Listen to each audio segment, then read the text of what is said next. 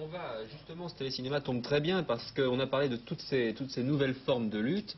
Or, Claude, qui parle beaucoup et qui a raison, est allé demander à des membres de l'organisation communiste libertaire, un groupe anarchiste qui prône l'autonomie ouvrière, ce qu'était cette autonomie dont tu as parlé tout à l'heure, cette nouvelle forme de lutte. Hein? Être autonome, pour toi, qu'est-ce que ça veut dire? Bon, je crois que l'autonomie, ça se définit pas comme ça d'une façon abstraite dans l'absolu.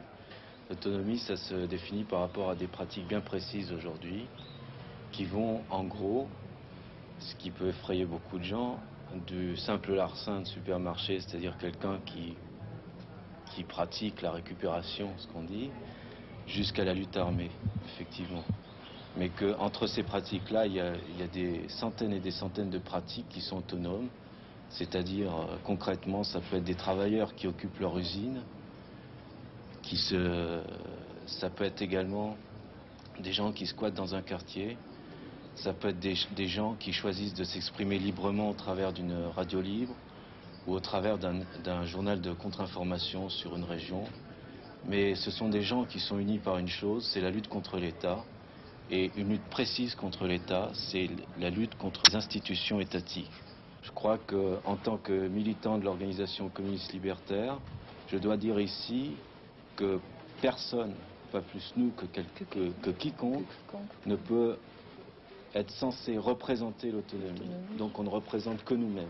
Après toutes les mystifications qui ont été entretenues par la gauche traditionnelle, par les syndicats qui ont joué parfaitement leur rôle de rouage du capitalisme, par toute l'extrême gauche qui a essayé de ritualiser dans des cortèges toute cette révolte qui s'est exprimée après 68 et qui ont complètement enterré le mouvement de mai en fait, je crois qu'il est important aujourd'hui de constater, de dire que ce qu'on peut dire, c'est que ce mouvement qui s'affirme aujourd'hui, pour contrer l'État, effectivement, il va développer toute une série de pratiques qui vont être en fait des pratiques de contre-pouvoir.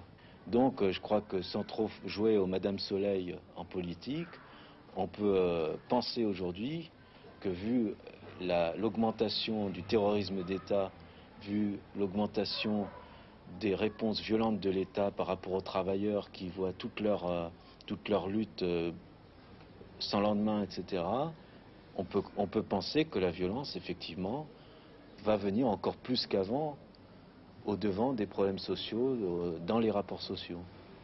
Est-ce que les pratiques des autonomes se rapprochent de celles de la pratique des brigades rouges en Italie? Bon, je crois qu'en tant que militant de l'organisation communiste libertaire, on peut dire très, très clairement que les brigades rouges, aujourd'hui, on en fait une critique, enfin on fait une critique de la politique des brigades rouges sans appel.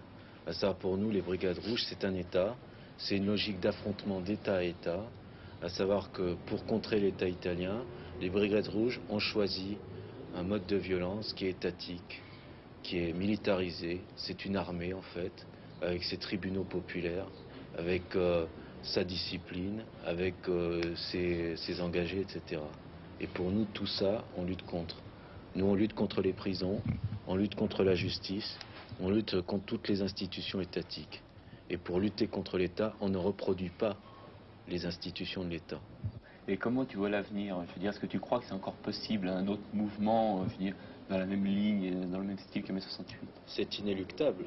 Que ce soit dans le même style que mai 68, c'est fort peu probable, mais que des mouvements sociaux de lutte contre l'État, contre la domination, contre l'exploitation, c'est inéluctable. Ça arrivera. À partir du moment où il y a domination, il y a lutte contre cette domination.